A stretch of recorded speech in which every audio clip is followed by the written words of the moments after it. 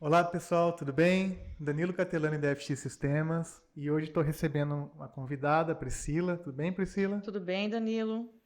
A Priscila é CEO da Siscom, assessoria contábil. O Siscom é um escritório aqui também de Mirandópolis, né? Isso.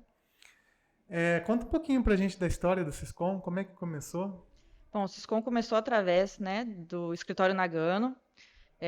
Nós iniciamos as nossas atividades em agosto de 2018 e continuamos lá até hoje, graças a Deus, né? Contamos com a ajuda de 5 colaboradores e nós, né, eu e o Henrique, à frente do escritório.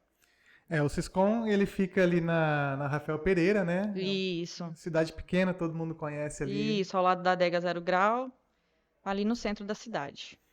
Legal. Priscila, a gente vai conversar um pouquinho sobre MEI, Certo? né? É um tema relevante porque é o início para a maioria dos empreendedores, né? Sim, isso mesmo. Tá, então o que seria o MEI? O MEI, ele significa um microempreendedor individual, certo? Trata-se de um modelo empresarial simplificado com o propósito de facilitar, né, a formalização de quem hoje é autônomo. Entendi. Quais atividades hoje poderia se enquadrar como MEI? Então, nós seguimos uma tabela, né, que fica no portal do microempreendedor, e nessa tabela nós consultamos os quinais, né, as possíveis atividades que essa pessoa pretende exercer, né. O que eu posso são, né, inúmeras atividades e assim, o que eu posso dizer é que as que não pode ser hoje, que são as profissões regulamentadas, né, fisioterapeuta, médico, contador, engenheiro, essas profissões que precisam, né, de um conselho fiscal não são impedidas de ser MEI. Tá? Do restante, comércio, prestação de serviço, é, pode ser Pode se MEI, enquadrar. pode se enquadrar. Tá legal. Ah, foi uma informação relevante, né? Quem tiver dúvida pode entrar no portal então e consultar. Sim, tem a tabela lá, né, para consultar as atividades permitidas, né, e muito E fácil, super verificar tranquilo. se enquadra na Se enquadra na situação. situação, exato. Tá. Vamos supor, um MEI, né? A pessoa é só MEI. Ela tem direito, se ela ficar doente, por exemplo, ela tem algum auxílio? Tem um auxílio. Porém, né, respeitando a carência de 10 meses. Se, né, dentro desses 10 meses o MEI tiver precisar de um auxílio, não consegue. Então, tem que ter 10 recolhimentos, no mínimo. Né? E após isso, a gente consegue fazer o pedido que seja de licença maternidade, auxílio doença, até um acidente. Ah, essa informação dos 10 meses, por exemplo, é algo que eu não sabia, não. Tem que ter uma carência de 10 meses aí. Então, abril, né, precisou usar antes dos 10 meses, aí não consegue. E também tem que estar em dia, né? Se tiver com alguma guia, né, em aberto, também a gente Não não, vai conseguir o não auxílio, né? consegue. Isso. Tem que estar tudo certinho. Legal. E o MEI, ele pode contratar funcionários? Sim, ele pode ter apenas um funcionário. Tá. Aí o regime seria o CLT, né? Isso, regime CLT, fundos de garantia, INSS, né? Normal, né? Como se Normal, fosse um... como fosse uma empresa ME, PP.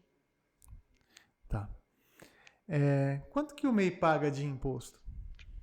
Nós temos, né, três tipos, né? Ou ele pode ser só comércio, é um valor comércio e prestação de serviço, porque a gente pode ter inúmeros quinais, né, dentro da permissão no CNPJ e só prestador de serviço. Se for comércio, é R$ 67 por mês, né? Comércio e prestação de serviço, R$ 72 e só prestador de serviço R$ 71 Aí por nesse, mês. nesse valor já está o INSS do MEI já Isso, o embutido. INSS 5% sobre o salário mínimo, Entendi. certo? É, E qual é o faturamento anual máximo para o MEI? 81 mil. Hoje, aprovado 81 mil por ano. Aham. E aí como é que funciona? Por exemplo, primeiro a gente precisa verificar se os quinais se enquadram para Sim. abertura do MEI, né? E depois eu tenho que já prever essa situação do faturamento, porque, por exemplo, às vezes eu vou abrir uma empresa, eu já sei que vai faturar mais que 80 mil no ano. Certo. Aí, nesse caso, compensa abrir como MEI ou não? Então, a gente pode abrir como MEI, certo? E todo mês a gente fazer a contabilidade, né?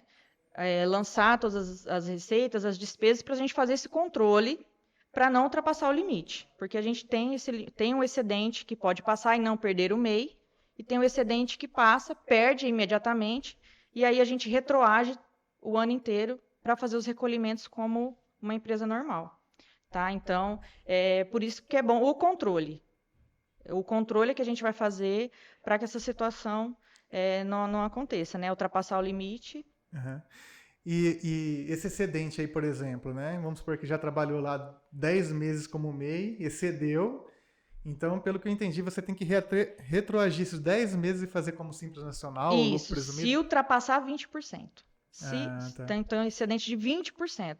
Foi superior a 20%, a gente retroage o ano inteiro e recolhe como microempresa. E paga multa e juros sobre esses meses aí? Sim, É. multa e juros, valor corrigido. Então, é uma decisão que tem que se E pensar isso antes de... tem que ser pensada.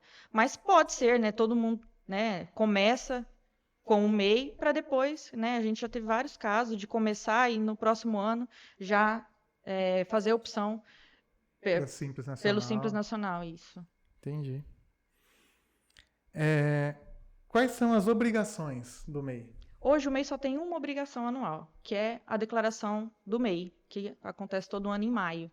Né? A gente junta toda a documentação do ano, notas fiscais de entrada, as operações com cartão de crédito, se houve nota fiscal de prestação de serviço ou SAT, e fazemos a declaração. Mas é só uma vez no ano. É a declaração do MEI só como obrigatoriedade é essa. Certo. Uma dúvida também, né, que o pessoal pediu para mim perguntar, né? Uhum. Vamos supor que a pessoa ela não está registrada em nenhum lugar e aí ela está com o CPF lá com o nome sujo, por exemplo. Ela tem uma dívida no banco. Certo. Ela consegue abrir o MEI ou tem algum impedimento? Consegue. Não faz Não essa tem. busca, não. Ah, não tem essa restrição, Não então. tem essa restrição. Priscila, e quanto a funcionário público? Ele pode abrir um MEI também?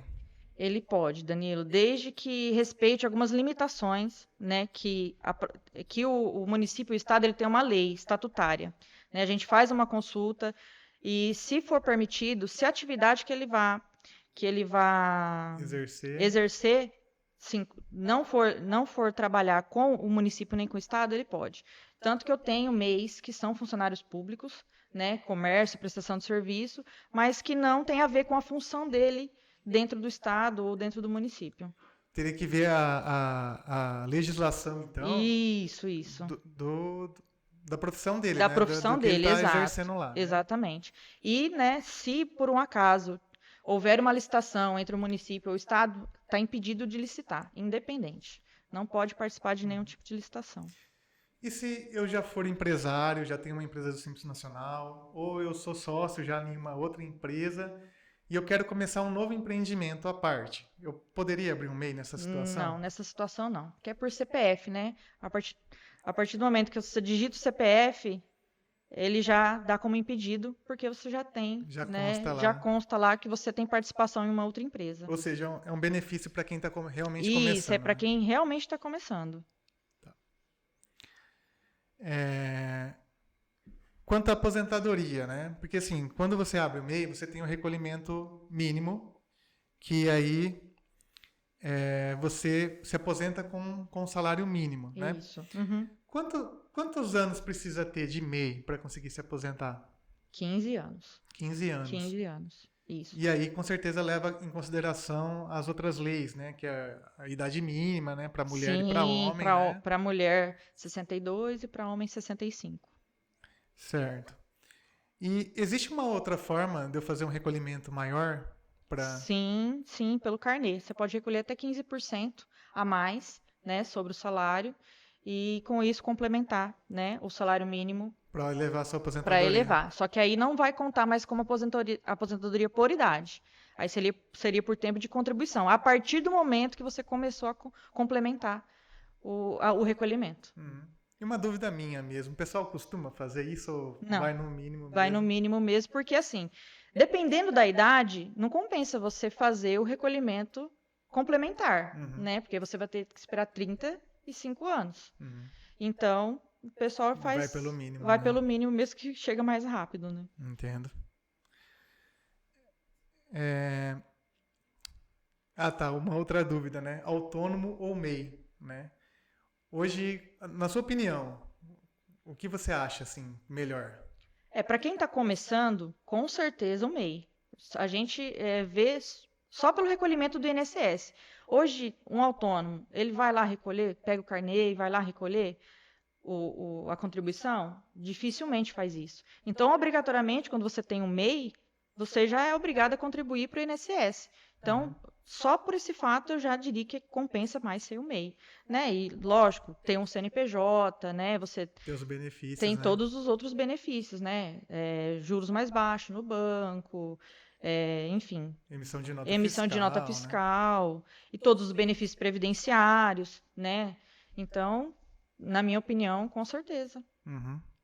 o MEI. O MEI, ele precisa entregar declaração de imposto de renda? Só por essa questão, não. Né? Só por ser MEI, não. Aí a gente tem que questão. avaliar outros critérios, né? Se não tem bens acima de 300 mil, outros rendimentos, né? Então, só por ser Aí MEI, seria a lei da pessoa física mesmo. Teria isso, que olhar se está obrigado isso, ou não, a gente né? vai olhar pela pessoa física, e não pela jurídica. Né? E lógico, se for obrigado a entregar, a gente agrega as informações do MEI para enriquecer a declaração, né? Entendo. E quanto à retirada de prolabore, por exemplo? Existe essa situação? Por exemplo, eu sou MEI, só tenho essa empresa mesmo, MEI, e aí eu faço uma retirada de prolabore. Tem essa situação? Então, a gente entende como retirada de prolabore no MEI o valor do salário mínimo, que é o que ela paga, né, o DAS, o INSS. Então, a gente lança sempre um salário mínimo. Então, no caso, seria Aí opcional, né? entraria no lucros, né?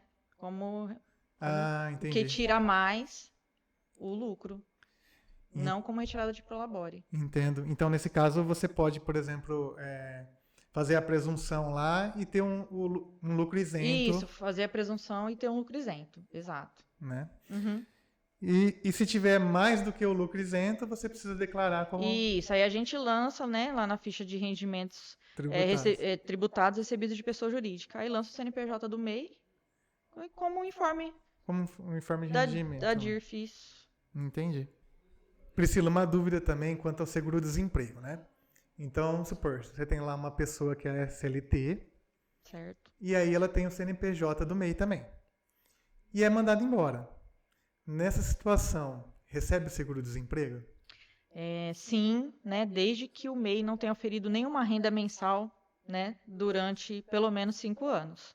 Né, se o MEI tiver alguma receita, comprou, passou na maquinítica, movimentação. movimentação, não pode ter tido nenhuma movimentação. Nesse caso, sim, né? Tem como comprovar pelas declarações do MEI, né, que a gente imprime para a pessoa, tá lá zeradinho. Aí nesse caso, o mais comum é não receber, então. o mais comum é não receber, né? Porque você abre o MEI, como que você não vai ter, né, nenhuma movimentação durante tanto tempo? E o fundo de garantia, consegue sacar? Fundo de garantia, sim. Fundo de garantia, a multa do fundo de garantia, sim. Só não o seguro-desemprego, porque aí quem paga é o governo, né? O fundo de garantia é um direito seu, né? Que o empregador está lá depositando todo mês. Mas o seguro-desemprego, se houver esse critério, né, de movimentação, não. Perfeito. Priscila, é isso. Obrigado por ter aceitado o convite. Eu que agradeço a oportunidade, Danilo. Obrigada. Então é isso, pessoal. Hoje eu recebi aqui a Priscila, a mãe do Davi e da Cecília. E deixa o like, se inscreve no canal e precisando de ajuda pode procurar a gente aí. Valeu? Um abraço.